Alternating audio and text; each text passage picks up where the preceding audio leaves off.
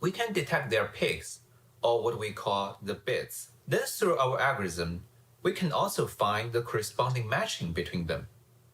So now we can retouch the video by dynamically retiming the motion bits to match its corresponding audio bits. Now let's look at this new retouched result.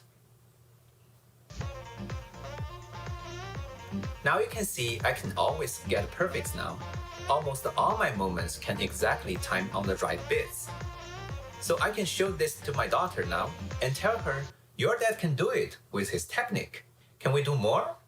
Yes, we can also dub musics to random rhythmic human videos, even they are not dancing with music at all.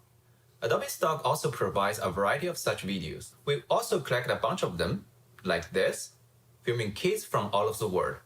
They're just jumping, playing, or doing random activities. You can see they are playing as their own and are not synchronized with others. So we process all these videos and the kids' music with our algorithm. Here's the result.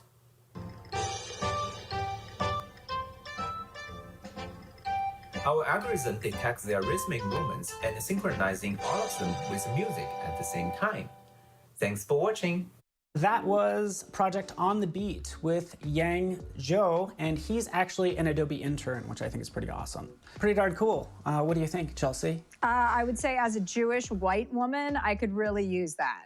I need rhythm, and I don't have any naturally. So when I dance, it's really shameful and embarrassing. And this is exactly the kind of thing I need for optics. You know what I mean? Yeah, totally. So in post, you know, you run it through on the beat, and next thing you know, you're dancing like on the beat, which I think I need it for the next wedding I go to or the next dance event that I go to. Hopefully that won't be for a while, but I need it in live action, like in real time. It's also so sweet to see people, you know, people going to these lengths, you know, just because he wants his daughter to think he's a good dancer. You know, it's great to see fathers like reacting off of their child's desires and making and creating software for that. I mean, how cool. Yeah, I just can't wait to, you know, it just feels good to dance regardless whether you dance on the beat or not. I think we all need to just speak for yourself. Cut loose a little bit.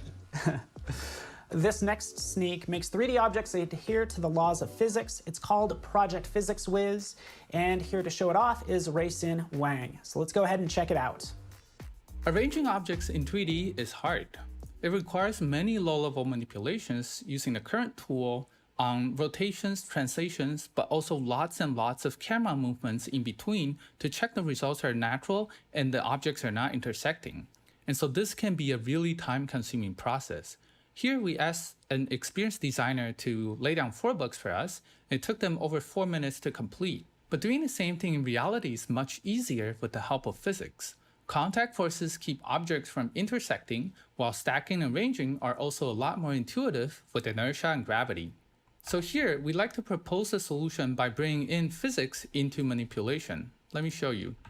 So traditional tool transform objects directly, and so you can have these unnatural intersecting geometries.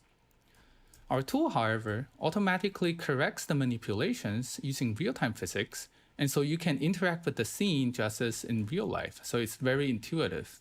Let's try it out. So I have a scene here with a lot of geometry, interesting assets, but they're all floating in the air. So let's bring them down and make some changes. Let me put the duck inside, roll the ball over a little bit, put the frisbee on top, and then let's make this toy figure here.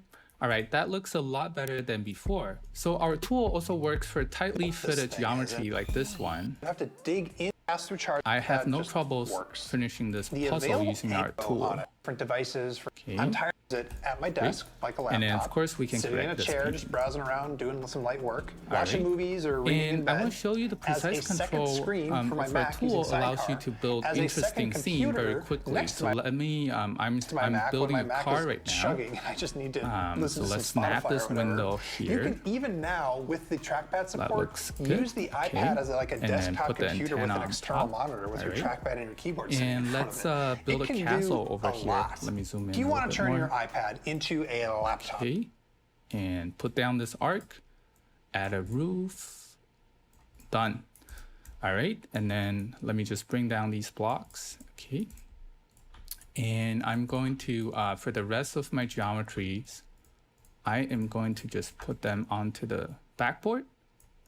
You might have guessed it, but I'm going to try to recreate the Max logo here. Okay. And notice that I'm using other geometries in my scene to reposition some of the geometries, which is really handy in 3D. All right, so I added some decorations. That looks good. And I'm going to do what my son loves to do, which is to smack everything using this toy car. So I just enable physics on all the objects, so I can now hit them really hard. Well, I destroyed my car, but that's okay. All right, yeah, I'm satisfied. Great. Okay, so moving on, I have a lot of pencils here that I want to put into this stand. And using traditional tools,